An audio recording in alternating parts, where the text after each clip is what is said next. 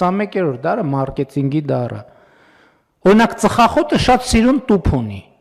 Առողջ ապրելակերպը սիրուն տուփ չունի, բրենդինգ չունի առողջ։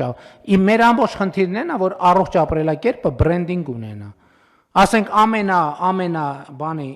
ամենաշատ շաքար պարունակող սնունդը ինքը անենց բրենդինգ ունի եւ անենց դիզայն ունի, որ նայում ես ուզում ես այսինքն դու ուզում ես դա, բայց առողջ ապրելակերպը ես եմ ասում, հիմա դուք օգնեցիք, որպեսզի առողջ ապրելակերպը պետքա բրենդինգ ունենա։ Եվ մի բան 21-րդ դարում ցանկացած բան, որը չունի բրենդինգ, ինքը գոյություն չունի։ Այսինքն չկա 21-րդ դարում կա բրենդինգ, կա իր տակի բանը, ապրանքը կամ ծառայությունը կամ չկա բրենդինգ, ուրեմն չկա։ Մեր խնդրեմը այն չի, որ վազելու տեղ չկա։ Մեր բրենդինգը այնա, որ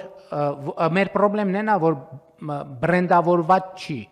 Այդ ապրանքը, առողջ ապրելակերպը բրենդավորված չի։ Ընդհակառակը հակառակն է բրենդավորված։ Եվ սա համակարգված խնդիր է, համակարգված խնդիր է։ Սկսած, որ այդքան խոսում ենք քրեական ենթամշակույթի մասին, որ բան ենք, որի դեմ տենցել արդյունավետ չենք կարող պայքարենք,